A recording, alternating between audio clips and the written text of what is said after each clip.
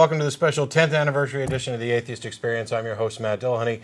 Joining me this week is Jeff D., Joe Zemecki, Ashley Perry, and Russell Glasser, and we'll get to all of them in just a few minutes and talk about some of the history of the ACA, this program, and a lot of other good things. We've got some announcements to get out of the way. First, this is a live interactive public access television program for those of you in the Austin area. We'll have the number up for you shortly. You'll be able to call in and ask questions. We don't know how many questions we'll get to today, but we're going to put the number up early and just fit it in amidst the discussion. It's an opportunity for atheists in the Austin area to discuss current events, church-state separation issues, have discussions and debates on religious issues and other things with believers and non-believers alike. It's your chance to call in and ask about atheists and atheism. Hopefully we'll be able to correct some of the misperceptions that are often portrayed from the pulpit and the media as to what an atheist is, what we believe, etc. There's a website you can visit, www.atheist-community.org. That's the ACA's website. The ACA is the official sponsor of the Atheist Experience, and that website has a frequently asked questions page. Many of the questions that we get asked a lot will be on that page. We'll still try and answer some of them today or on other days if you call in. If we get repeat questions, we'll often direct you to the frequently asked questions page. The ACA sponsors this, as I said, and is a nonprofit education organization that promotes positive atheism and the separation of church and state. They have weekly meetings every Sunday at Romeo's on Barton Springs Road, beginning at 11:30. After this program, the cast and crew all get together and we go to IHOP at I-35 and Cesar Chavez. The show runs till 4:30. We'll be down at the IHOP around 5 o'clock, stay there 5 to 7-ish. Any atheist or atheist-friendly person is welcome to attend these events, join us down there, talk. But if you're coming down to preach, proselytize, or provoke, please don't. We'll have that number up for you, and you can call in and do it on the air. The audio portion of this program is available from the ACA website as a podcast and in a variety of audio formats. The video is now available at Google Video. There's more information at atheist-experience.com. If you click on archive, you can get the shows going back quite a ways, but not the full archive. Some of them are now available on DVD in different compilations. In addition to this program, the ACA also sponsors a biweekly internet audio podcast called The Nonprophets. That's Prophets. That's live every other Saturday from 2 to 3:30 p.m. Central. We do not take live calls on that show, but we do run an IRC chat service in conjunction with the show where listeners, people who listen live, can communicate with each other and with the show as well. We'll be live this coming Saturday. It's hosted by myself, Dennis LeBay, and Schilling is now joining us for the show. There may be some other guest voices calling in now that we've got the phone service, so please tune in for this Saturday's episode as well. In addition to the eating events that we do on Sunday at Romeo's and at IHOP, the ACA also hosts a number of social events throughout the week, including a happy hour at the Dog and Duck Pub, located at the corner of 17th and Guadalupe, every Thursday beginning at around 7 o'clock. There's a number of other events and special events. Yesterday, a group of folks from the ACA drove up to Cedar Hill outside of Dallas to go to the Hell House that's put on there by, is it the Trinity Church? Yeah. So we'll probably talk a little bit more about that. Maybe today if we get time. If not, we're definitely going to talk about it on this coming, the Nonprophets on Saturday. So look forward to that. I think that's all of the actual regular announcements. I managed to blaze through them incredibly fast today. So I guess we're going to get started probably with Joe. Going back to the early days, this is 10 years this show's been on the air now. Yes. And there have been a lot of hosts. I just happen to be the newest of the hosts. It started, I tell you what, we know that American Atheists, Madeline Mary O'Hare, when she was here, had a public access program. And Joe Zemecki, who's the Texas director for American Atheists, is here with us, who was also largely responsible for this show and one of the original co-hosts for the show. So, Joe, why don't you give us some background on the old days, Grandpa? What is being implied here? Thanks a lot, y'all, for having me on. Sure. I appreciate it, and it's a great thrill once again to be on this show. And I want to say, first off the bat, it's a good show. If you haven't seen it before, give it a try every weekend. They do a good job, and I especially like the call-ins. And it's always been a real interesting part of the show, having people call in and contribute. And anyway, it's been a lot of fun. But yeah, in December of 1997, we had our first show, which was a half an hour long and not a call-in show and not live. We did that at Furr's Cafeteria, and it was like an introductory show, a pilot, if you will. And it was me as the host, Mary Sue Osborne, and Don Rhodes. And on that show, we all three came out, so to speak, to the city of Austin, and it was a lot of fun. And we Yeah, there was another TV show for atheists on the air before that. The American Atheist News Forum was the TV show broadcast out of Austin, Texas at their general headquarters. Madeline Murray O'Hare and John Murray were hosting that for many years with Robin O'Hare, and other notable ACA members of today actually used to work on that show, like Keith Burka, David Kent, and Spike Tyson for a while worked on that show. He taught me a lot about the TV show activities that atheists get involved with too. And so this is, wow, another microphone. Okay. It's a great thrill to be here once again. I just wanted to say thanks for having me on, y'all. Sure. Now, Great to have you back. when the ACU was first talking about this and you did the pilot, what exactly did you guys envision? I mean, were you just planning on keeping it as just a short, we're going to pre-record this and put it out there? You know, at first we thought whatever we could do, whatever we could get away with at the time. And we really, none of us really knew much about TV production, but it was a great learning process. But we had some volunteers who were really eager to get into it and to spend the time necessary and the effort to learn about this sort of thing and put it on. Now, at first it was just what we can do, and then slowly over time we got on live a half an hour. And I think this studio was actually the first one that we did live. And we took some calls. It was a lot of fun, but again, you know, we were very new to it. But then slowly it became an hour, and then an hour and a half, and we were in the larger studio for a while, and it culminated in a good year that I was there, the first year, 98, and then I left in 98, the end of 98, and so it continued on as I went to New Jersey with American Atheists, but I like to call in from New Jersey once in a while as a caller to the show, and that's how I would listen to it. Eventually, hopefully, when the studio stuff gets upgraded, we're hoping that we'll be able to do the show live over the internet as well. Okay. They're supposed to add some features to allow us to actually video podcast this as well. Now, on the first shows that you were on, who else was on it with you? Well, let's see, Don Rhodes, and, well, the very first episode, like I said, we had a different set of people, but I was the first co-host, and Ray Blevins was the first host with Don Rhodes, and like I said, it was in this studio here, I believe. Very low-tech, but it was some great volunteers also behind the scenes who helped us out and make it all possible. In fact, I was never a producer. I never took any of those classes or anything, so I was very thankful that some other folks did.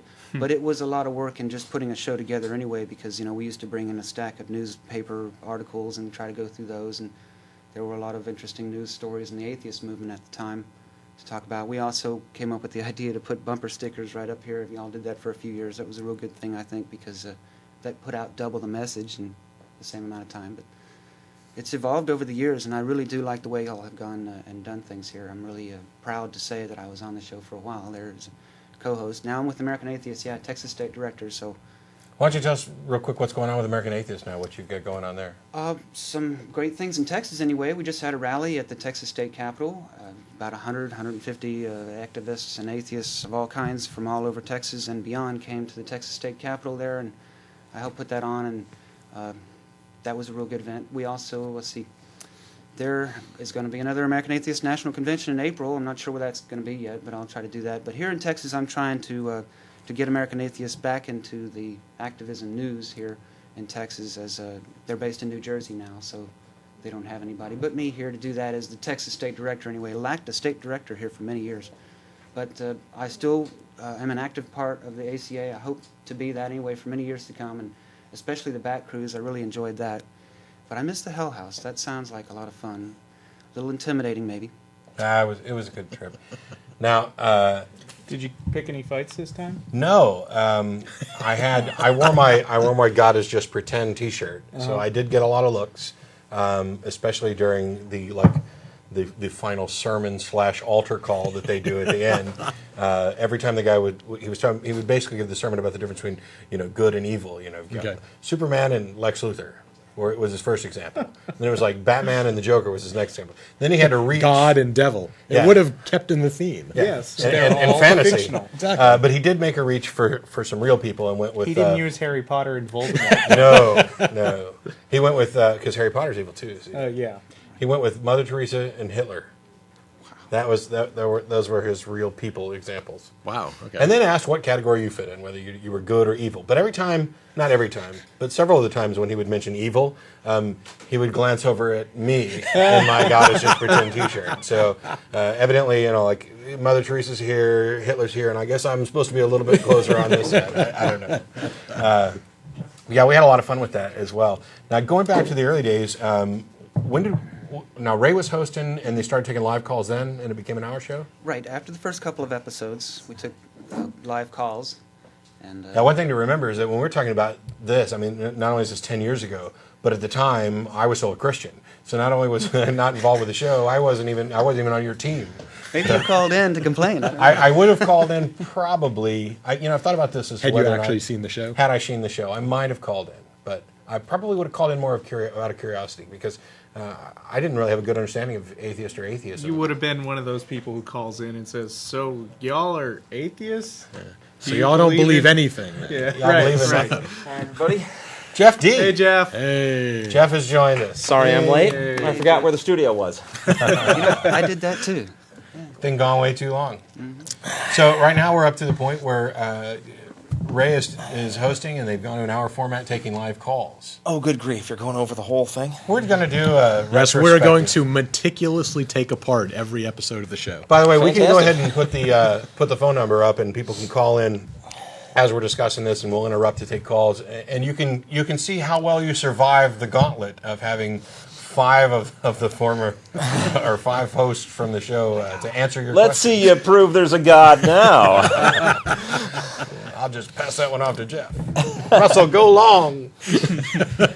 So, I guess now that you're here, we can Yeah. move over to when you got involved with the show for the first time. Yeah, well, I had left the ACA shortly after the incident where Joe Zemecki, I clearly remember, suggested that the ACA ought to do a public access show.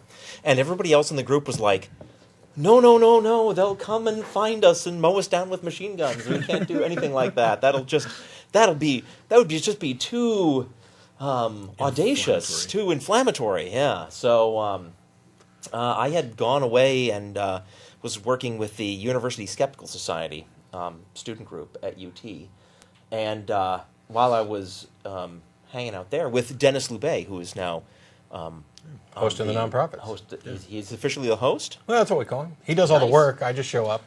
Dennis and I were hanging out with the University Skeptical Society, and then I heard the ACA had actually gotten a TV show going. So that's how I found out about it.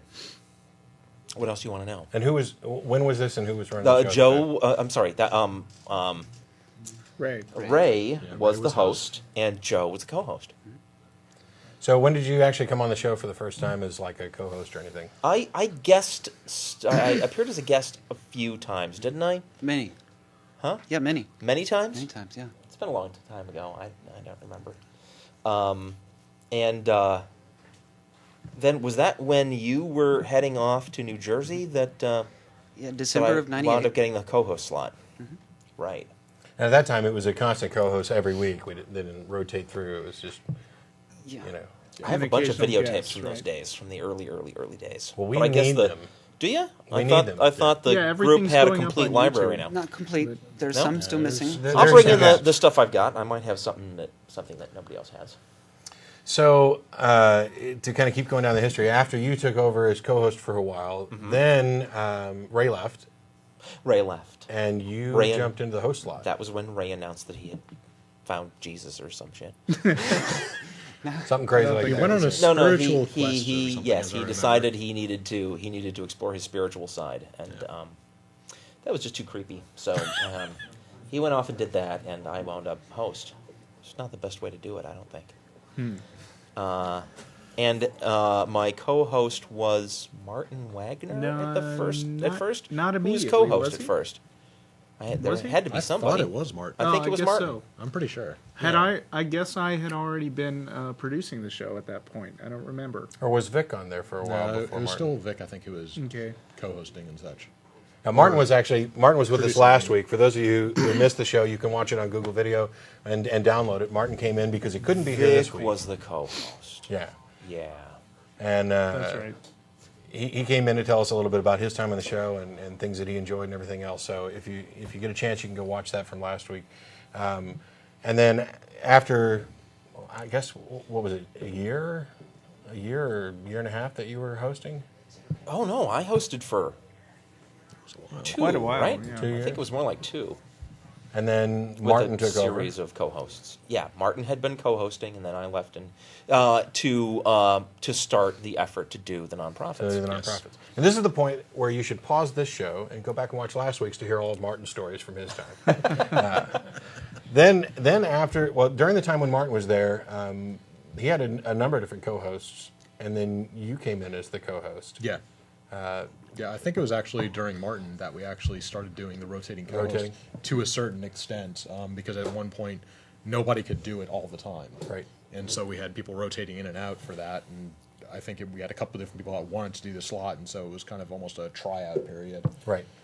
I should probably mention that the reason for the nonprofits podcast was because of the constant difficulty of getting this show to happen on public access.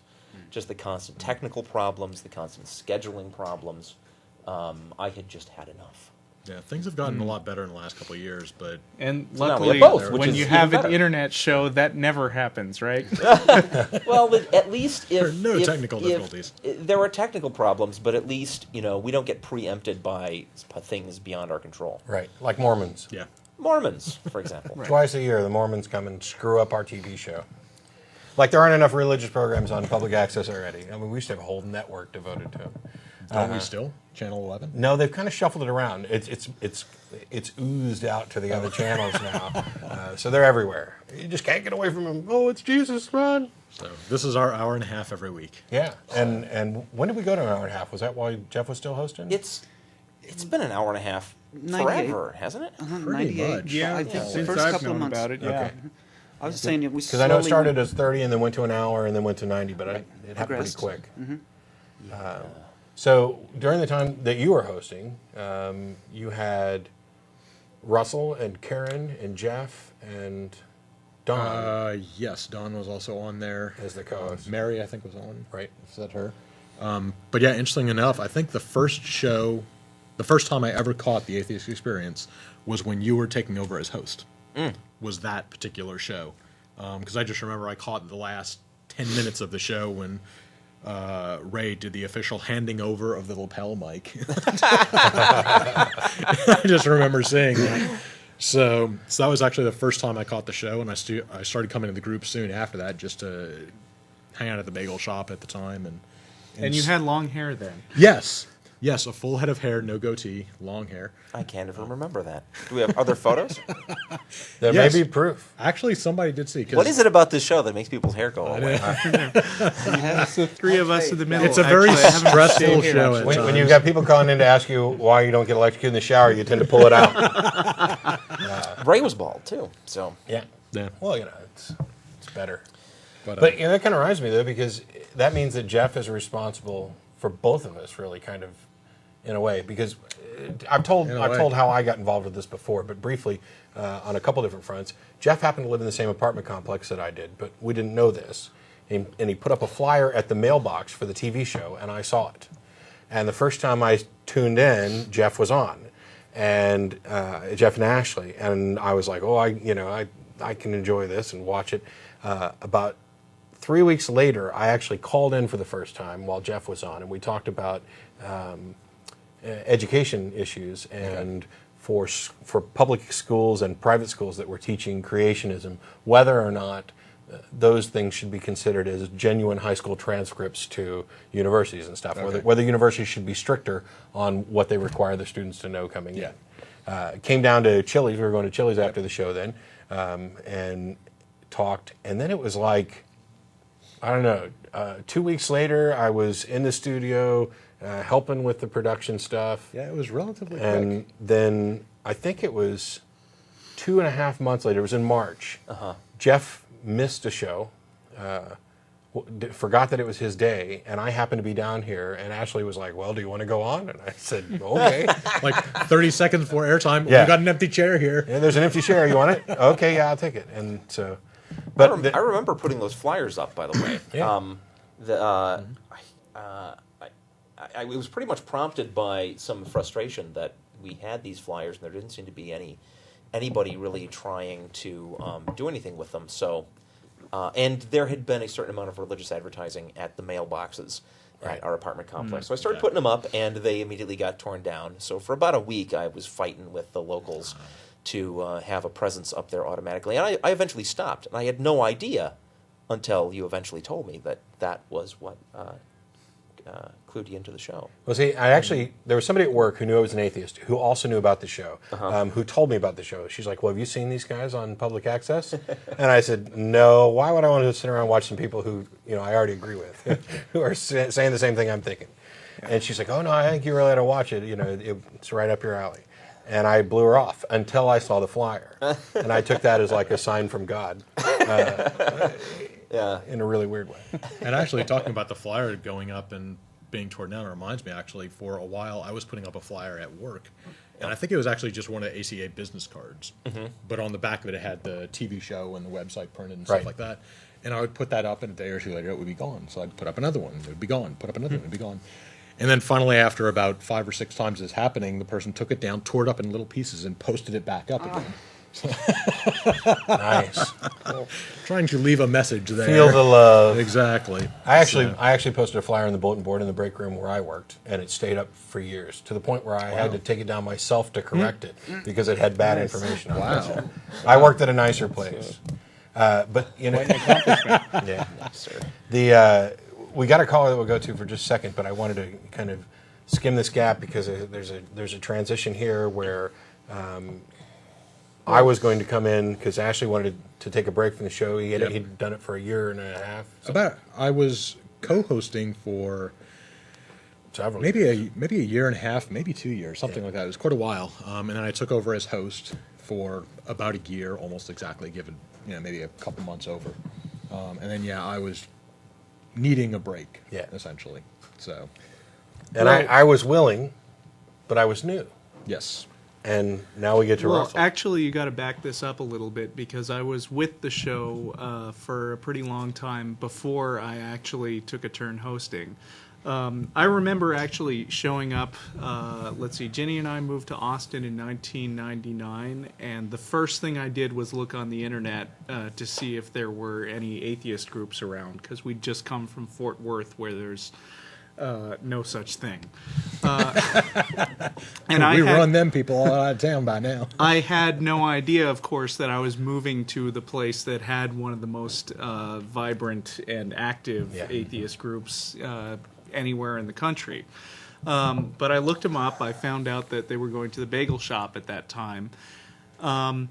And I showed up at the bagel shop one week, and I remember very clearly the first exchange I had where there was this giant long table full of people, and then over on the other side of the room there were scattered tables. And I said, "So I guess these are the atheists over here." And one of them, because everybody's a big joker in the ACA, said, "No, that's them over there."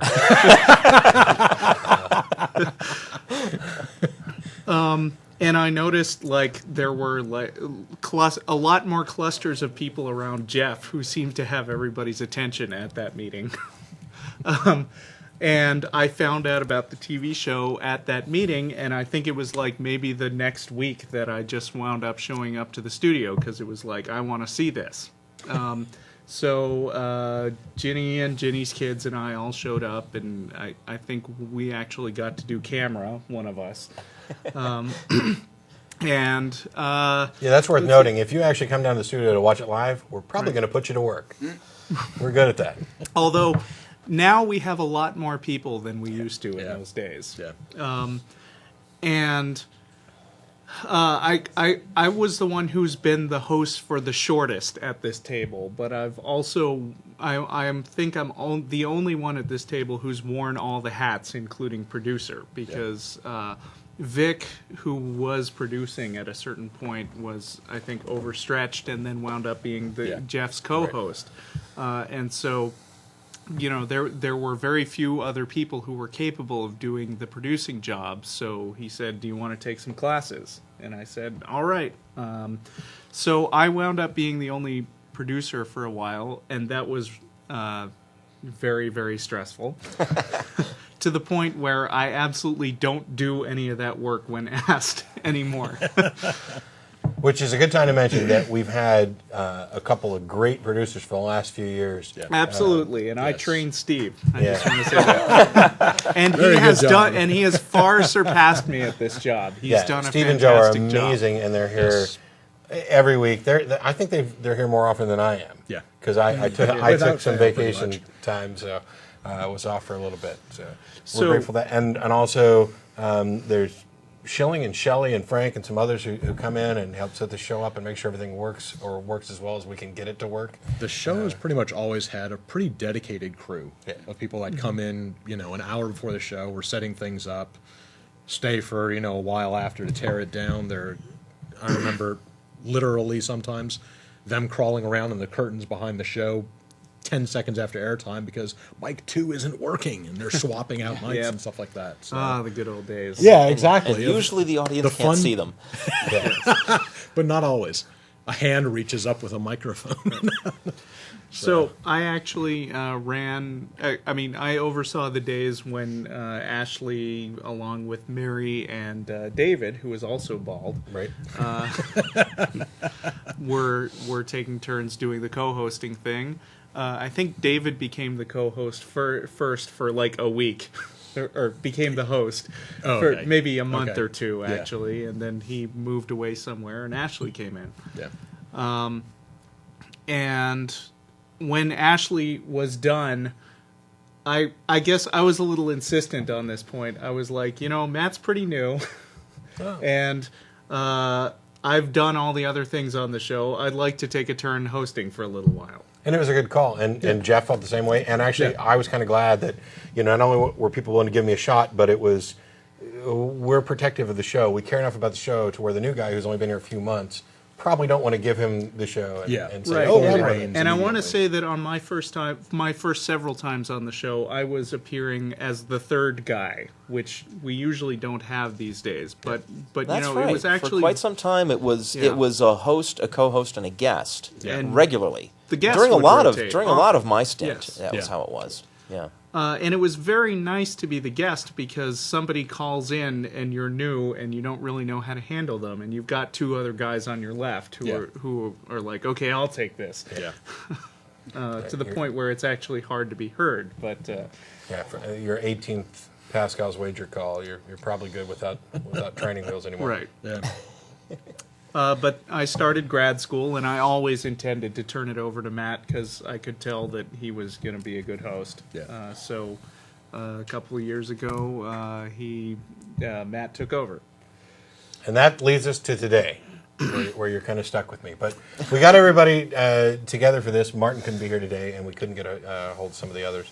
We got as many as we could. We're gonna go ahead and start taking some calls. There's at least one caller on the line now. Also, some of the stuff that we could probably talk about, some kind of funny and memorable moments from the show. I know there's Definitely. some good stories with regard to equipment malfunctions and Yes. air times, but also some favorite callers would be good. But we've got somebody waiting on the line. Is it Steve? Yeah, How you doing, Steve? I'm doing good. I thought it was a good time for me to thank you for the show. I have called a couple times over the years and have enjoyed watching it, like many people do. And it is a good example, I think, of what I call community service. You are doing something that helps people to think about these things. A comment I want to make about the show, besides what you say on it, the way you let people call in and discuss something that the Christian shows and other shows should be embarrassed at how not open they are to just let the conversation happen like you guys do. Yeah, And, there are a number of shows where I'd love to call in. But really, there's nowhere else where a lot of these conversations actually happen. The topics you discuss, no matter which side you're on for it, it's nowhere discussed in the way it is discussed on your show in a public place that I know of. Yeah. And It's my favorite thing about the show. I've said before, if I could just go live with the phones from the second we go on the air and take calls all the way through? I mean, I'd love that. Yeah. Yeah. It's the discussion, I think, that drives and educates everybody. And it's not a matter of me trying to convince people to give up their religion so much as it is putting out the information and letting people make up their minds and making sure that they don't do what I did, which was, sit in a closet with blinders on for, 20 some odd years and not really consider the questions. But And it's obvious atheists don't need to be afraid to let people raise questions. You can be fearless about it because, well, you know what? There's nothing to be afraid of. On the other side, implicit or explicit, there is sort of a fear to let certain kind of things actually get out there on the table. Yeah. And Lots of things should not be that says a lot by discussed. itself. Yeah. Anyway, but I just want to thank you guys for doing what you do. Well, thank you, Steve. We appreciate it. We're happy for all the I folks recognize who Steve's listen. voice. We get a lot of good emails in. By the way, you can email the show if you don't get through on the phones today or if you don't want to. Any feedback, questions, comments, criticisms, you can email tv@atheist-community.org. That goes to myself and some of the people behind the scenes, some of the people sitting here. We can't promise to answer every one of them, but we do read all of them, and or any of them that don't get gobbled up by the spam filter. And we'll do what we can to answer and address the issues. But yeah, we talked about how the show wasn't live at first, but it quickly became live. It started taking calls, and I think it's probably a good idea. We've got a caller on the line now that I'd like to go ahead and take, and then we, depending on how the calls go, we can talk about some of those early calls. But the discussion, I don't know, was that what you enjoyed? Most of you guys enjoyed? Most Oh, about the absolutely. show? Oh, The yeah. calls are the best part of the show. Yeah. Though I get the impression that over the years, the calls, the proportion of Christians who want to call us and argue has just gone down and down and down. Yeah, In I've the old noticed days, that it was- things are a lot more. We get too many friendly calls these days. We're grateful for them. One kind of call that was particularly great to get, I thought, was once in a while Christians would call in and say, "I love your show. In fact, I've changed my church-going schedule so that I can make sure and catch your show all the way Yes. through." Yeah. And we would engage them, and that'd be great fun. But I do enjoy taking challenges to atheism too. That definitely. was something that Steve reminded me of in his call just now. There really does seem, and we've had a few calls to this effect, but it just seems to be true that apart from the believers that call into the show wanting to berate us, apart from them, there does seem to be an attraction for believers that this is a forum where they get to actually talk about things that they're not encouraged to explore Right. in their daily lives, at their church or with their friends. They're just not used to it. And it's interesting stuff. That doesn't mean that when they call that they think we're right, but it does mean that they get to actually explore it in a way that they can't otherwise. Yeah, it's really hard to play. You may have a discussion with one of your fellow Christian friends, and one of you plays devil's advocate to try and address these various questions and concerns. But But you're it's, holding punches. yeah, well, not only that, but you may not have the experience to properly play devil's advocate. Yeah. To actually answer the questions Yeah. and consider the issues that. Right, we've all heard Christians try to describe the positions of atheists and just do an incredibly bad job Fumble at I it. mean, Yeah. And not just Christians. I mean, we're not limited to that at all. I mean, we cover all different religions, although Absolutely. being in the United States where you're 75, 80% Christian, I mean, that's what you're going to get. Which we have actually a Christian, I think, on the phone now who wants to talk to us. Is it Stan? Yes, hi. How you doing, Hi. Stan? I'm doing well. Yourself? Good. Well, I'd just like to call you guys. You guys is... You're Stan from Bible Banquet. Yeah. How you doing? You Hey. recognize my voice? You bet. Russell, we went to class Yeah, together. we took producer class together, I remember. Yeah. And so I can certainly appreciate what you guys do. And I'm kind of on the other end of the scale. I want to have nothing to do with churchianity of this world, but yet I believe in God and Jesus. And so it's a little bit of a difference for me compared to your average Christian. I wouldn't use that word myself. But the thing that I sometimes wonder with you guys is a lot of you guys kind of celebrate the holidays, like Christmas and that. That's kind of Well, it's worrisome.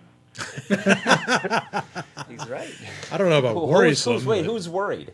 I am. Well, you know. You think we're going to swipe it? No, Or it's what? that. What's the point if you don't believe in any of that well. stuff? You know? It's not easy. Not What to does Santa celebrate. Claus and presents have to do with Jesus' birth? Nothing. But, Okay, and yet everybody does that. right. The holiday, the Christmas in particular, is very little to do with Christianity. Now it's become this corporate, consumer-driven, I don't know, travesty. Well, I'd say. I think the very first South Park said it best when they were like, Christmas is about one very important thing: presents. No ham. Yeah, right. No, not ham, you fat. The thing is that there's this holiday that we're all going to get off, and for me, for Christmas, this is a chance for me to spend time with people I care about, exchange gifts on occasion, but enjoy life. I don't just because I happen to. It's like, for example, when the Jews are celebrating Hanukkah, they're off around the same time as your Christmas celebration, but they're celebrating something entirely different. So I can have a holiday. It's just not a holy day. And I can do that for any number of things. But yeah, it's a good thing where lots of people have off work. They've got extra time, and so yeah, getting together for holidays, seeing friends and family. That's a reason to celebrate, I guess. If there wasn't, for example, any kind of Christian tie, if Christmas had never existed, it may have been necessary to invent it. To come up with a holiday that people celebrate and just enjoy each other. So, and Thanksgiving's that way. I mean, that's a non-religious holiday. Yeah.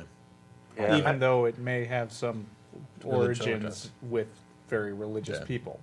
Yeah, I mean, is your concern maybe that we're, even though we're non-believers, we're taking advantage of this gift that the belief has given us, because Yeah, but like myself, I don't have anything to do with Christmas. I think it's more having to do with the Satan and his coming back to this planet. But I believe in a spiritual world out there, and that's kind of different. If you don't believe in any kind of spiritual world, whether Christmas has to do with Satan or God and Jesus, then why have anything to do with it? If indeed you're trying to make your point that there is no other spirit world. well, I mean, from my point of view, you could make the claim that bagels and cream cheese are satanic, and I shouldn't be, taking those. To me, bagels and cream cheese have nothing to do with any of that, and likewise, Christmas has nothing to do with any of that.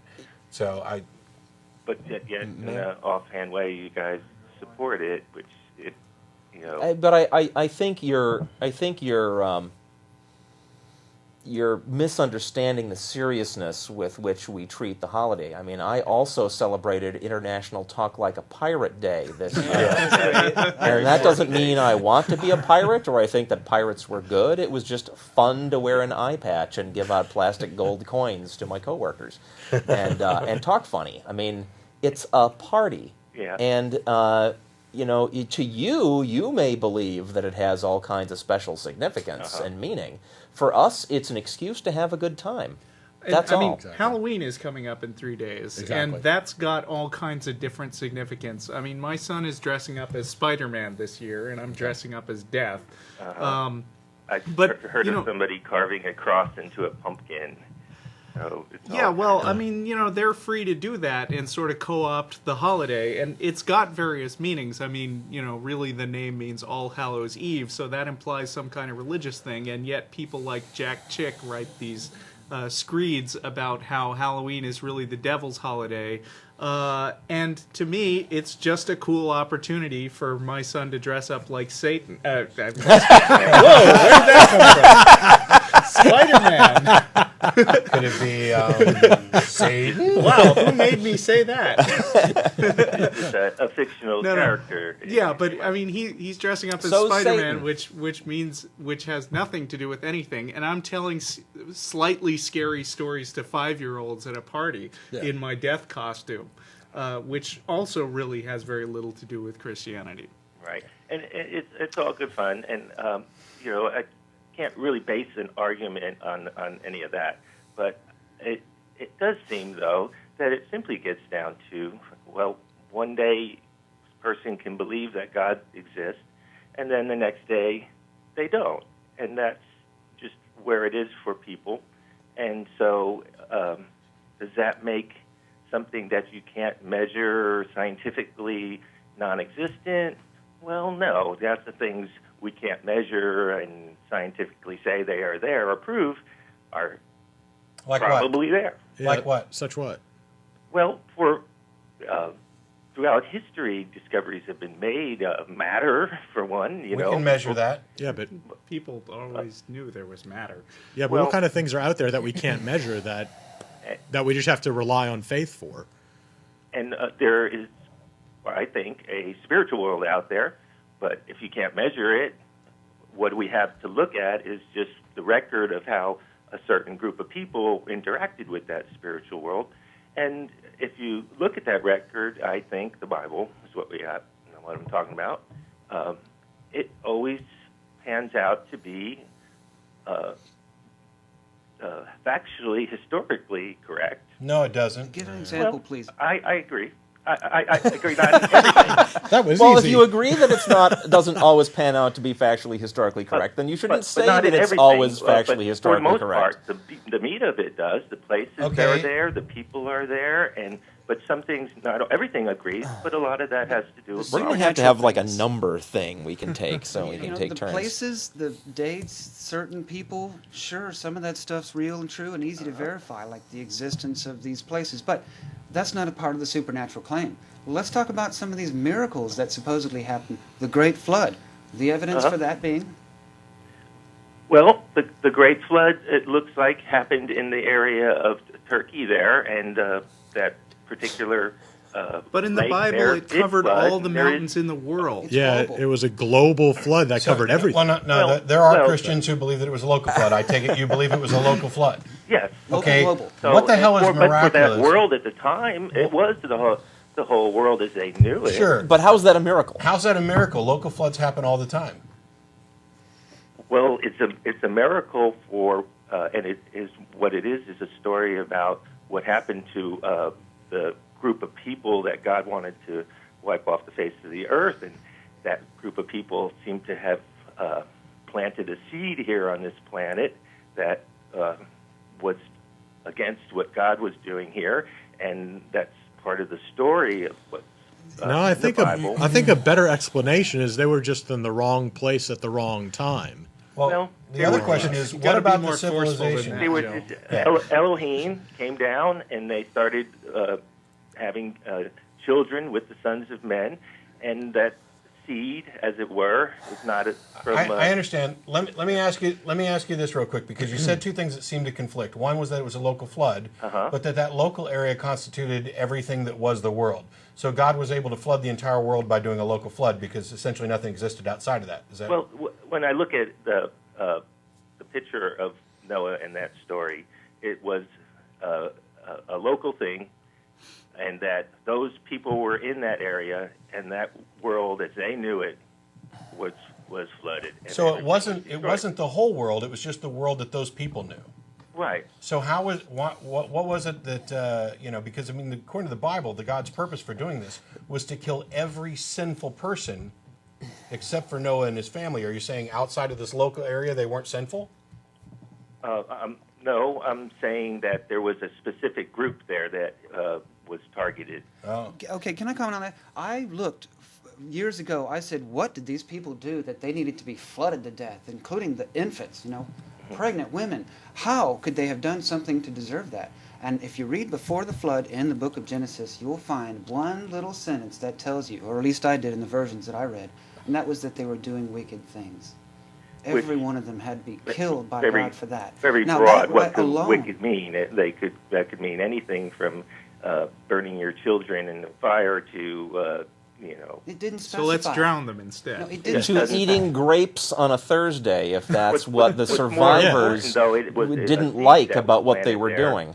And that particular seed that was planted there by Satan was the thing that was trying to be destroyed. And then again later on, when other places that evidently a few of them got away. Can I just ask you something? Yes. The seed that was trying to be destroyed. You mean God was trying to destroy that seed? Yeah. Yeah. Here because And so it I came just want from, to clarify: other the God sources. you believe in is not all powerful, right?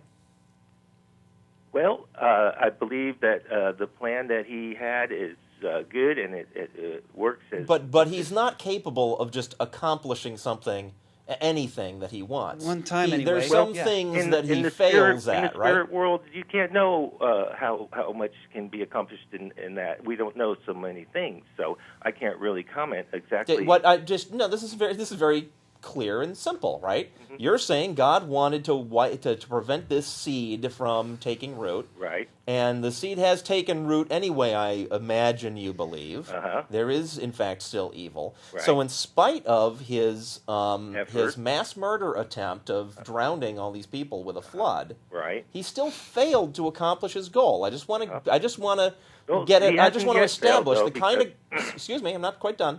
Just want to establish the kind of God you believe in is a God that can try to do something and screw it up. Yeah. Twice, in Okay. fact, with the Okay. Great Flood Okay. and with Jesus coming. Well, Well, that's more than that. I mean, uh, the screw ups from the Old Testament. Yeah. I mean, he creates a Garden of Eden, and it Uh-huh. goes wrong, so he kicks him out. Then that goes wrong, so he floods the earth. Then that goes wrong, so he splits them up by languages. Then that goes wrong, so he picks one tribe out of all the screw-ups and says, go around and murder all these other ones. Then that still doesn't work, so then he has to make an incarnation of himself to come down to earth, to sacrifice himself to himself, to serve as a loophole for a rule that he made. And granted, Well, no, not necessarily the that's- rule that he made, but there's we something don't have else the legal. made, something beyond God makes the rules about sin? But and to what? To prevent No, that was a question. I'm sorry. enslaved by those beings. No, that was a question. There's something that transcends God that defines sin and morality? Yes, I'm yes. sorry, you lost me there. Yes, sin. From what I've heard from What- Christians, they always say sin Doesn't- is what God has to confront and deal with. So you're saying that there's something greater than God that defines morality and sin? No, I didn't say that. Well, Apparently I'm there saying is. that there are other things going on in the spiritual world. no. That, You're saying that God didn't necessarily make that rule that he needed to sacrifice himself to him. Oh, so. that Where did the rule- rule come from? that rule was sorry, hold on. That loophole, as you called it. Right? It looked like God knew a lot of these things would happen, and so he planned for them. And Satan, who thought that he was going to become heir to the world when he killed Jesus, kind of cut off his own branch that he was sitting on and lost the power to have life and death. That has judgment nothing to over do with people. what we asked. And so God is real good at doing that. And so he will give you enough rope to hang yourself. And None of this addresses what we asked. I'm sorry? None of this addresses what we asked, Dan. Well, I'm not understanding the question. All right. right. We do have other calls. We got other Shall callers Shall we waiting. move on? You're free to call back, and you can email tv@atheist-community.org, and maybe we'll talk again on your show sometime because I've called in before. Okay, So, that'd be great. thanks, Dan. All right, Appreciate bye-bye. it. We got Now, that's the kind of call that we like to have. Yes. Yeah. Only we like to have a series of them and not just one guy. And also, it kind of bothers me. There's 5 of us sitting here beating Yeah. up on one caller at a time. yeah. We're very fair, I This think. is not normally the way the show Unsportsmanlike. goes, folks. Very 2 friendly. on 1 tops. Yes. I did warn him about the gauntlet, but anyway, we got Johnny on the phone, right? Yes. How you doing? Johnny? Hey, doing pretty good. Yeah, and I like the show.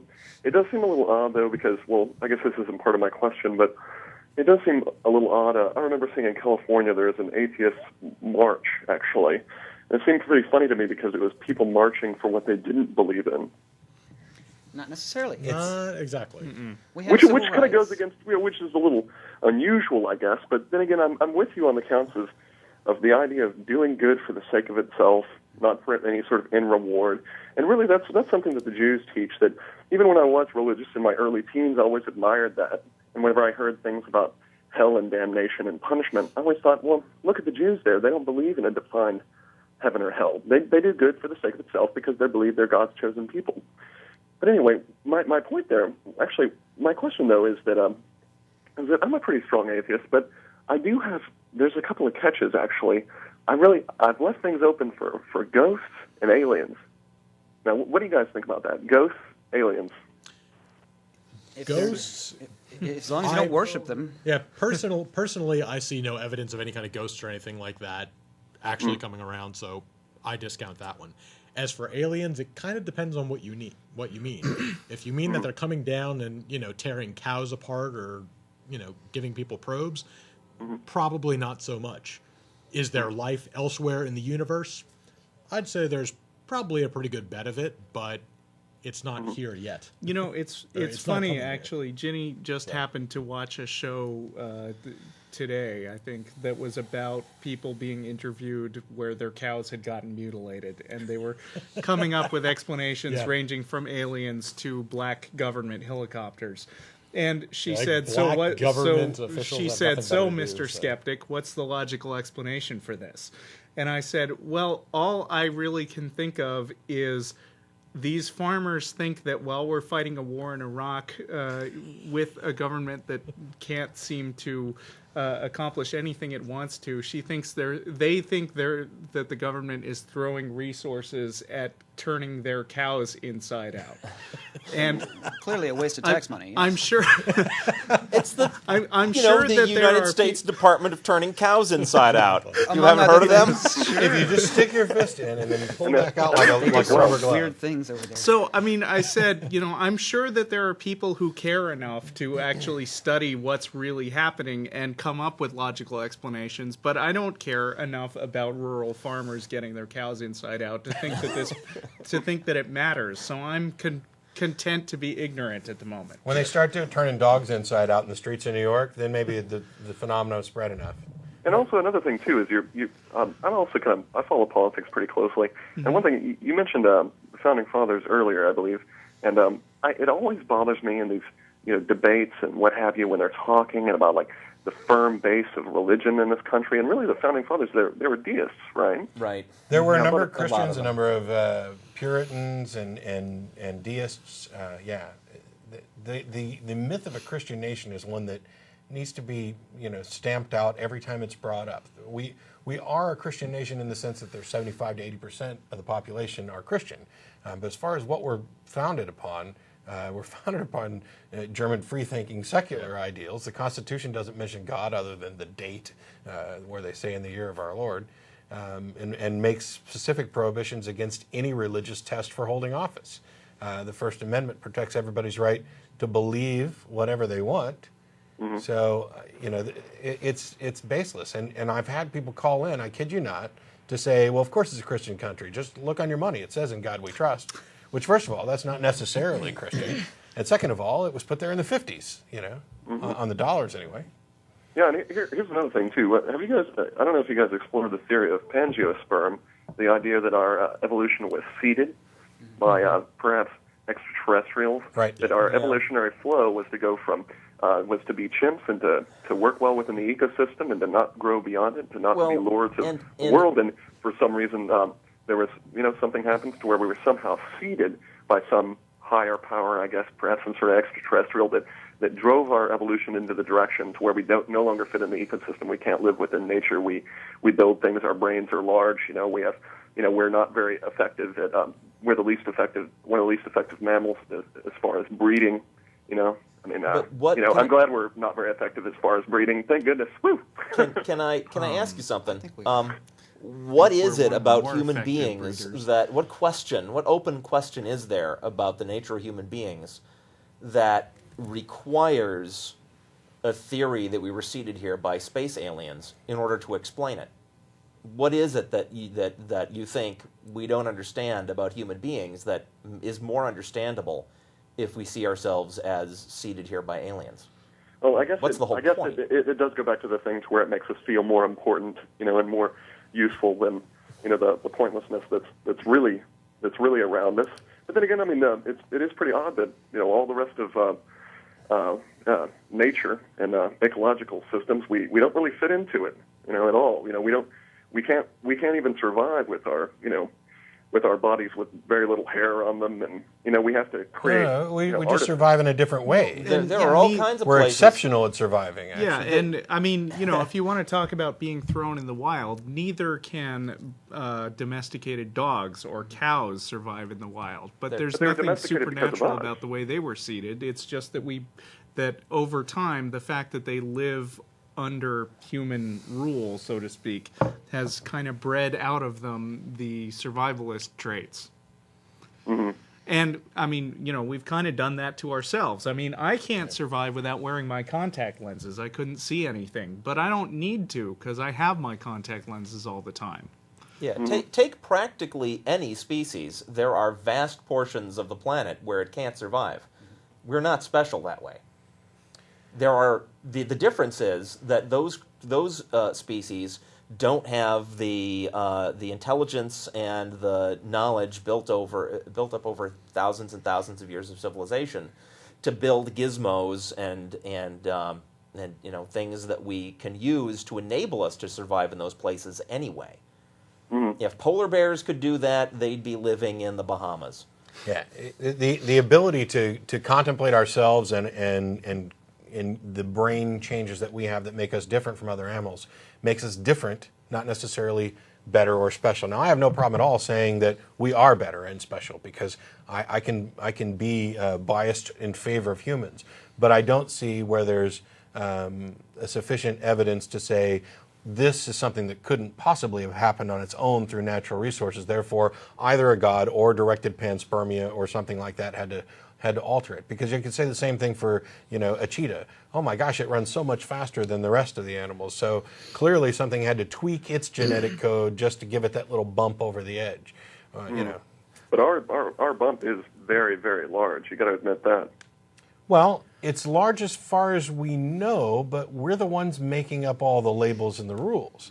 I mean, if you consider dolphins and other animals like that are extremely intelligent, Yeah, that would actually score well on any kind of IQ test that wasn't human-centric, maybe we're not so far ahead. They were smart enough to leave the planet before the Vogons That's got here. true, before the Vogon disrupted. Yeah, and another thing about directed panspermia is, it seems sort of pointless to try to explain our origin here on this planet by something like that when all that does is push the question back a step. Right. You're still then talking about some other planet where intelligent life had to evolve on its own. And if it could do it there, why not here? And there's plenty of evidence that it, in fact, happened here. Yeah. So it just seems like a completely pointless extra step in the explanation. Thanks a lot for calling, Johnny. We got full lines. I got to let you go, and we'll get on to some other callers, but you're welcome to call back or even drop us an email. As I said, at tv@atheist-community.org. As a reminder, after the show's over, we're on for another 30 minutes. Starting at 5 o'clock, we'll be at the IHOP at the corner of I-35 and Cesar Chavez. Any atheist or atheist-friendly person is welcome to join us. You don't have to be a member or anything else. So anybody have any comments on that before we jump to the next one? Actually, it reminds me of a call that I listened to just recently. Actually, I was watching some old clips of the show when Martin and I were on, and we had this one call. It was similar to that in the sense of the guy called up and immediately said, why do you believe in evolution and stuff like that? Don't you think, there could have been other explanations? And we're immediately like, okay, well, just because evolution, assuming it was proved wrong tomorrow, doesn't mean that creationism takes over and God did it all. And he goes, Right. oh, no, I'm not a Christian. I don't believe God did any of this stuff. And so fast forward about 20 minutes, half an hour into the call, and all of a sudden humans were sort of like this guy. We were planted on the earth. We're genetically evolved by some. In fairness, he wasn't saying that he necessarily bought into it. He That's was true, asking that's true. what we thought about it because That's true. the idea is intriguing. Yeah. So anyway, that humans were bred here from an alien species. It was actually two different species of aliens, and they lived in Lemuria and Atlantis. They had a great war between the two, which is why we can't find those cities anymore, but there is evidence of them, of course. Oh, the Nazca lines, I'm sure. And of course, all this knowledge, all the higher levels of government and religion all know about this war, but they're suppressing the knowledge. And he talked about the Illuminati, And you hadn't hung up yet? And the what is it? The lizard people that Bush is supposed to be some kind of lizard person. Or Yes, the something? lizard aliens that you And- can discover with Photoshop filters. Exactly, and so it went through. It just railed off. It was one of those like, wow, that's really weird. If you haven't done a Google search and looked through the conspiracy theories that involve the lizard, the reptilian aliens, Exactly. go ahead and waste an afternoon on it, but just one, and then stay the hell away from it. It's some of the craziest stuff you've ever heard. And one last point on one of the calls he made early on that I think Joe wanted to hit this, and we kind of got sidetracked, was that it seemed kind of odd for people to be marching about something they don't believe in. Yes. Yeah. And that's not the case really at all. So, I mean, I know you want to mention what people are marching for. What are they about? What are they doing? Well, and I hear that a lot from a lot of different people, not just non-religious people, but religious as well, and it makes me think they didn't listen to what we were saying. We were talking about our civil rights, state-church separation, very important these days, and even the war sometimes, although not all atheists agree on that at all, so we try to avoid other topics besides atheism. But, for example, the Godless Americans March on Washington and the 3 atheist pride marches, one of which took place in Sacramento, California. That was one where a lot of atheists just wanted to talk about the need for a stronger state-church separation, the need for attention on our civil rights so people can understand us a little more, but also, to just educate the public about who we are and who we're not, and what we want and what don't want. Basically, it's the same freedom of religion that all Americans desire as well, and some feel like they don't get as much as they should. But if you're a Christian, you're in the majority, so it may not be a big problem for you. But about 14% of the U.S. population has no religious affiliation, according to most surveys, and that's a large enough minority to where they deserve to have their civil rights at least not scoffed at in Congress and other places in government. And at the Godless Americans March on Washington, we not only talked about those things, but other things, international events, human rights abuses, our own government being just plagued with lots of religion, but also we talked about ourselves back in our hometowns and how we have families. We're normal Americans. We're your next-door neighbors. We're all different types, and legitimate Americans, I believe, like that, really do need to have their civil rights at least paid attention to at some time. That was one reason, many other reasons to have those kind of things. Yeah. Yeah. And this, we keep hearing this this little canard about how it's strange to make a point of talking about something that you don't believe in. And I guess folks have forgotten that we used to have something called the abolitionist movement. Abolitionists marched. They were against slavery. And that, maybe they got the same kind of nonsense back then, but it really makes no sense. Atheists have a position on a number of issues. Just the fact that we happen to be called atheists doesn't mean that underlying that we don't have a whole bunch of actual issues that we want to talk about, just like the abolitionists did. It's kind of like people imagine that we go around and at the dinners we just sit around and say, hey, there's no God. Yeah, there's no God. Yeah, there isn't a God. Hey. I don't believe there's a God either. I'm so glad we had this Well, talk. that's a good 20 minutes Exactly. wasted. Let's have another beer. We don't believe that there's a God, but we do believe in religion. In the sense that we believe that it exists. It exists. It is a social phenomenon, and in extreme cases, it can be destructive. It needs to be stopped. And I think that this isn't about what we don't believe per se. This is about something that is very real and is harmful. And I don't want to say that all religious people are bad or that all religion is harmful necessarily. But I do want to say that there are times when religion gets dangerously out of hand in very particular ways that I think you'll find atheists coming together about and agreeing, okay, this is real and is bad enough that we need to deal with it head on. And it's important that atheists do this because, you've probably heard the thing about people who live in glass houses shouldn't throw stones. Well, religions are gigantic glass houses. People who are religious, understandably, I think, are extremely hesitant to directly criticize the irrational basis of other religious beliefs. And that's because once that conversation starts, their own religion is just as much in danger from criticism of irrational beliefs. So it takes people like atheists to step up when religions get out of control, because the other religions tend not to have very much to say about it, or at least not very much intelligent to say about it. Yeah, and if you were going to say, what exactly is it? Granted, the label is there kind of to define what we don't believe, but it really talks about what we also do believe. And one of the things that we believe is in the efficacy of reason, critical thinking, skepticism, and thought that leads to truth, and not dogmatic beliefs. We got a couple other callers on the line we want to get to real quick. David? Hey, how are you guys There, doing? David? Can you hear me? Did we lose David? Hello. Can you? All right, David, if you're out there, you can call back. Darby? Hi there. Hi, can you all hear me? Hello. Do we have anybody? The phone lines are lit up, but we're not hearing anything in here, so Yeah, I'm able to hear David, but I can't we hear have a you. little trouble with the we may have a speakers. cable. I hear just a caller somewhere. There's a speaker there? Yeah, I'm here, but I don't think you can hear me. Go ahead. Darby, are you there? Yeah, Why I'm don't here. we throw him back on hold? Throw that Yeah. line back on hold. And we'll Darby, I Go put down. you on hold. I didn't hang up. We're having a problem with the speaker in here. This might be a good time to reminisce about old calls. It would Yes. be. Russell, favorite call? Jeff, do you remember Creationist Steve? I do remember Creationist Steve. Yes.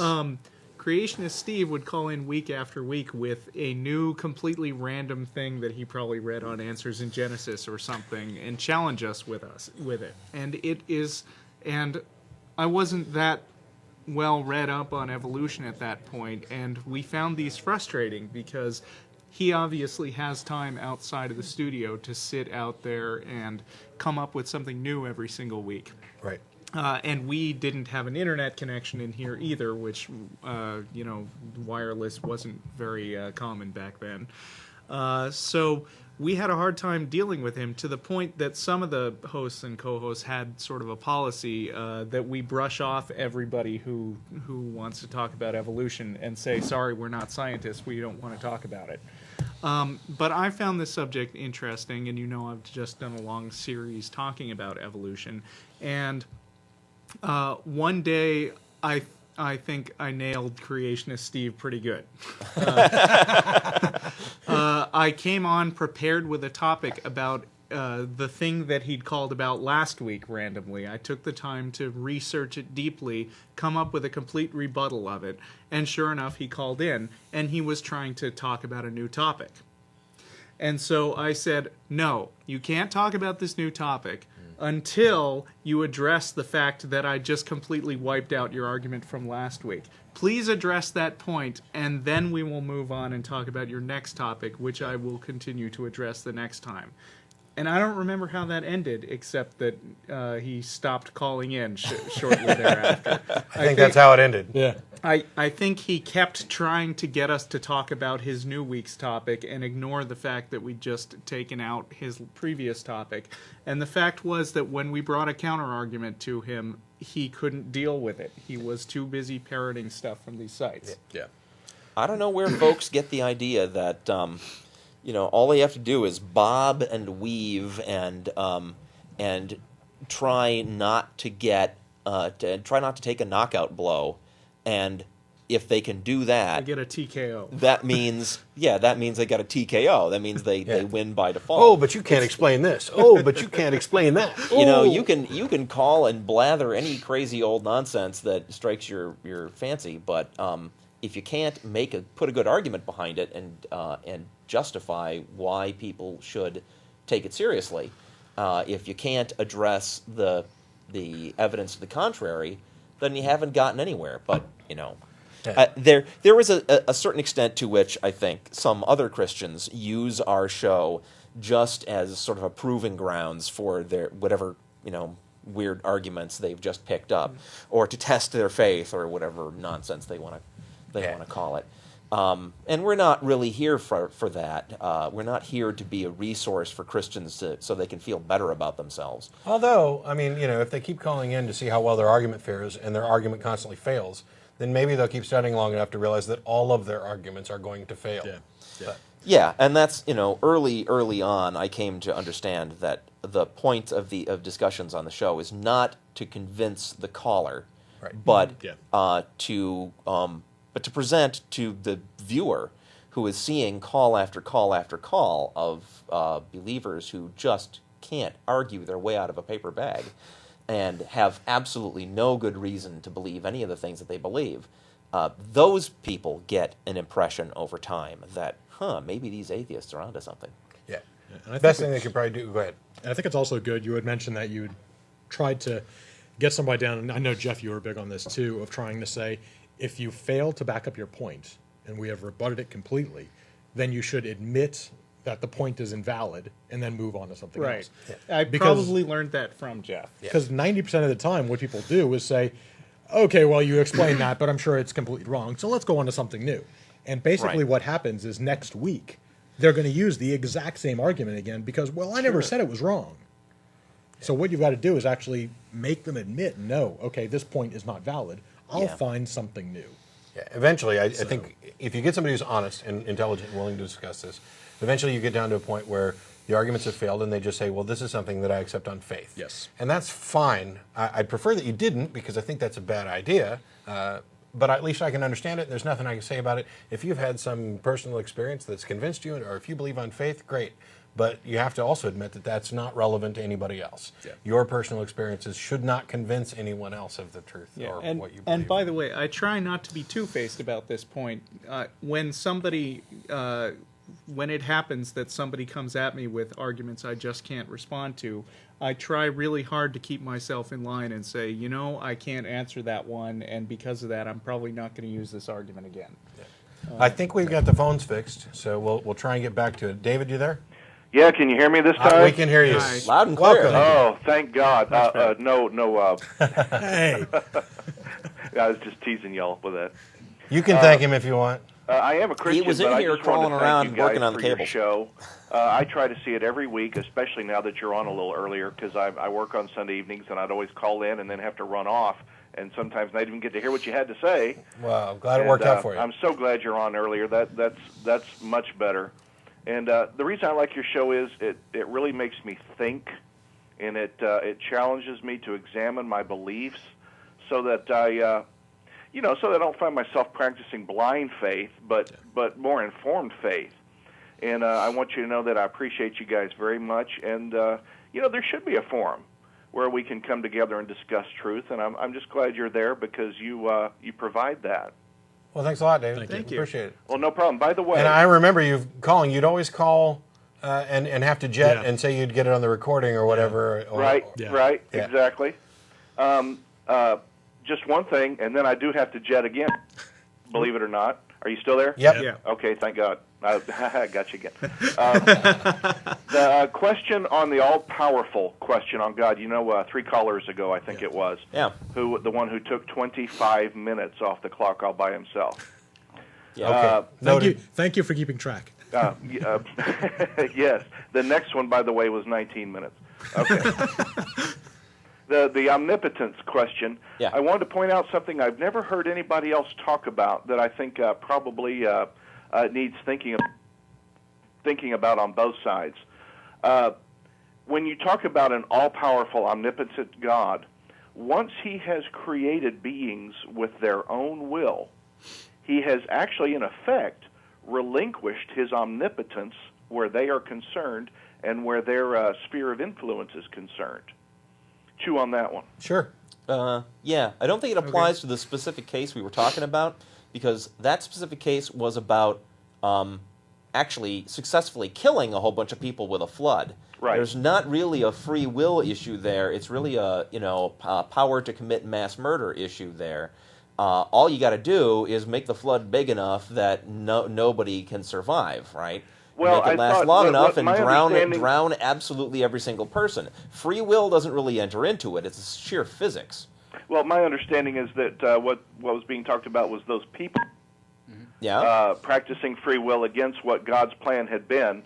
And when you then ask, well, is God all powerful? Why would His plan fail? No. The point was that that caller claimed that the purpose of the flood was to stop the seed of evil that those people were spreading Actually, what by he's drowning them all in the referring to flood. is the That's belief. Pardon? What he's referring to is the belief of the Nephilim, that fallen angels, demons, came down and tried to Please stop beeping your phone. I don't know. Somebody's trying to call me or something. Okay. Sorry about that. What he was saying was that there was evil embodied by those people. He was talking about the Nephilim. Please. He was talking about the people who He came didn't say Nephilim. He was talking about the evil people that the God he believes in was trying to kill in a flood in order to stop the evil that they were spreading. And he agreed with me that effort failed. So the God failed to kill all those people. And that is not a free will question. That is a question of physics involving vast quantities of water and human beings. Although I will make one quick interesting point if you want But to. what makes you think he failed to kill all of those people?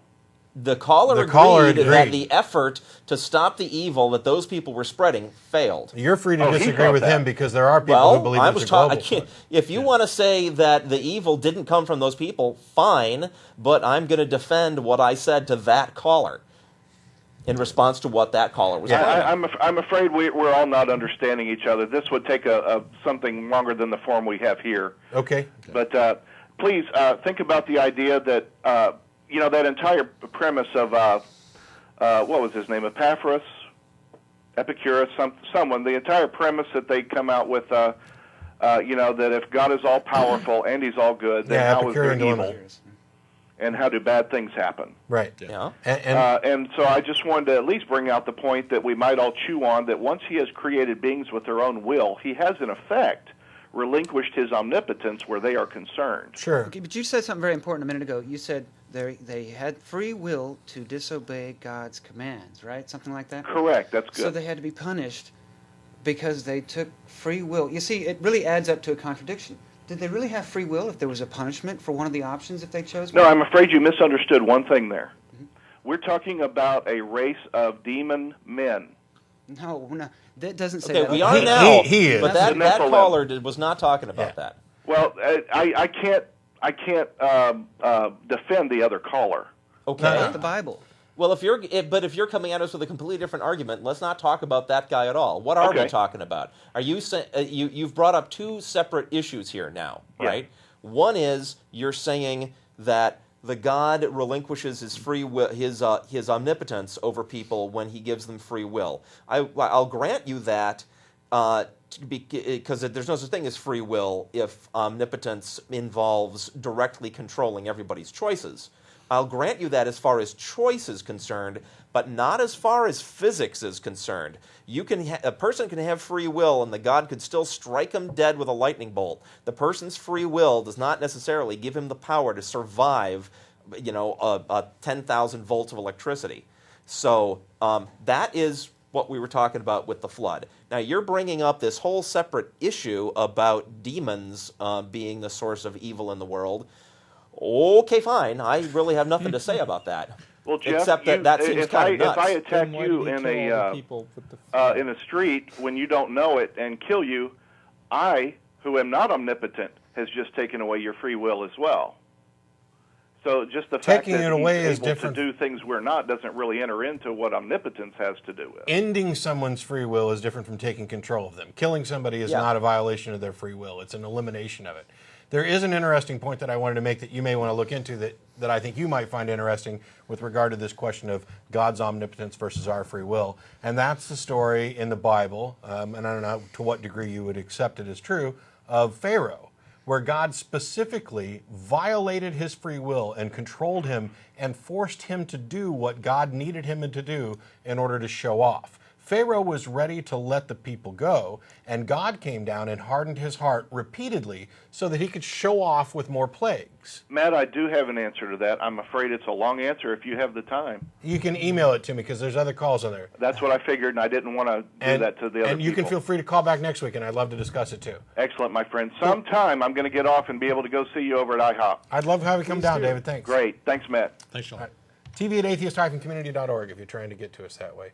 We've got like 9 minutes left. Yes, and then IHOP is at I-35 and Cesar Chavez. Right. We'll be down there at 5 o'clock. Let's try and get to these calls real quick. Darby? Hey there, Matt. How you doing? Cool. Glad you held on. Yeah, I'm going to be quick. I just want to say I've watched all of you over the years, and I really appreciate you being there because on a daily basis, I go to Texas State, and I run into God fanatics daily there, and when you doubt any of their weird beliefs, they always come back at you. Well, prove it's wrong. It's like, no, I don't have to. Yeah. But anyway, I just wanted to thank you all for your years of service, because you do offer hope to people that just get exhausted over the years of listening to these people. Although one thing I don't appreciate is all the bigoted alien lizard man bashing. I mean, you can piss off a god that's not there, but your TV show's going out into space, and I really think you're promoting an invasion here. So. They're going to hear it. If they hear it and are thinking about invading, I'm not against you guys. I just think the people are nuts who are finding you with Photoshop. Okay. Well, maybe they, give you a pass on that. It reminds me of the Bill Hicks bit about the people going out to the UFO sightings with shotguns. Like, what the hell are you thinking? Yeah, 'cause I actually fear the lizard men more than any, omnipotent seven-horned lamb's wrath coming at me. But I just want to thank you all for being there, and keep the show going. Thanks, Darby. Appreciate it. Thank you for watching. Thank you. We got, is it Alan? Yes. How you doing, Alan? I enjoy your program. Thank you. I like to take issue with you as far as the word religion goes. I think everyone has a religion, and I think that you guys are being a little bit pompous in trying to say that you don't have a religion. For me, a religion is the set of core values and beliefs by which a person gives the meaning to their life. Now, each of you, if you don't have a religion, then you feel your life is meaningless, and you either, if it becomes real unpleasant, I guess you Hang on. commit suicide. We need to pause right there, because you're using your own specific definition of religion, which is okay. I mean, I don't know what the we thing can is. argue on your terms, but I want to point out that if you define religion as core values, then okay, everybody has a religion because everybody has core values. But we, being atheists, do not necessarily share the same core values. So we don't necessarily share a religion. So, Well, I mean, that means... That I agree, because some of you may, for example, education might be somebody's, they give the meaning to their life. When they get up in the morning, the thing that gets them out of bed is they believe in education, they believe in furthering their education. Now, some of your group there may not have that attitude, and others may. So, I mean, I agree that not all atheists would have the same religion, just like all Christians or all Jews or Muslims don't. I mean, I think... I'm sorry, under what you're saying, is it possible that somebody could be a Christian and yet Christianity not be their religion? Yes, because, Okay. they could call them... And there are a lot of people like that. I think you've redefined the term to the point where it's no longer No, useful for conversation. you don't understand. It's too broad. I'm saying that if you... It's what's the point of using it? I mean, No, when you're filling out a form, and it's one of those cases where they're allowed to ask you about religion.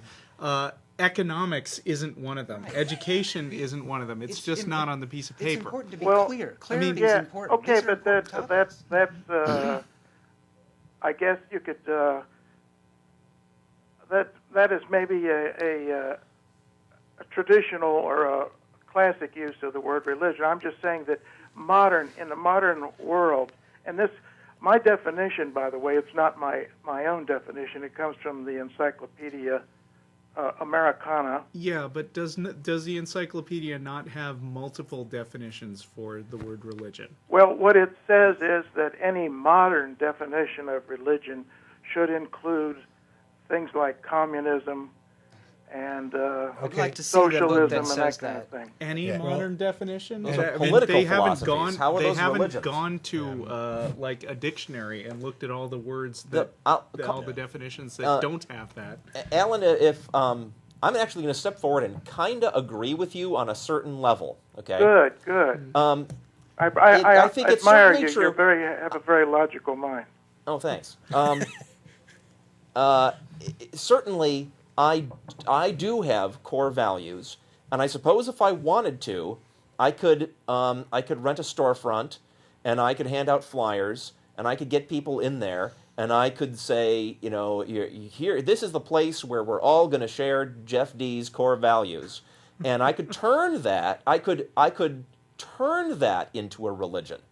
As far as we're concerned, and you know, some people say they make a distinction between organized religion and then I guess disorganized religion. And if that's what you mean, that you know anything that's a set of core values where you don't have a building, you don't have weekly meetings, you're not making sure everybody shares exactly your own core values and making it dogmatic. If everything that's not that, but is core values, is what you mean by religion, then I agree with your definition.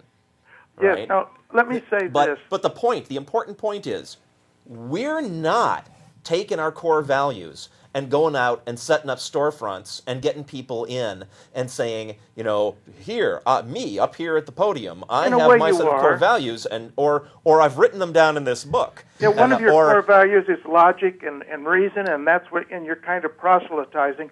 You're saying, yeah, but I also like with your to watch program, the TV. You're trying to say, look, how illogical some of these Christians are, or some of but these that's one point. That's Hebrews, one point. You know, religion Jews is, are, or so forth. But a religion is more than just one core value. A religion is a set of interrelated core values. Exactly. I didn't say it was and one. I certainly do have a set of interrelated core values. Good. And I certainly will argue in favor of some of my individual core values. But that's still not religion. For example, democracy. If I wrote down my core values, it would include things like Heroes is the greatest TV show on the air right now, right? And if I set up a religion to teach my core values, that would be one of them, and people that came in the door would be expected to sign up for that. Okay, I think that's the difference. There's one other really critical thing, Alan, and that is with your definition of the religion, the one that you've presented us, whether it's yours personally or from a thing, I don't necessarily have an objection. Hey, let me finish.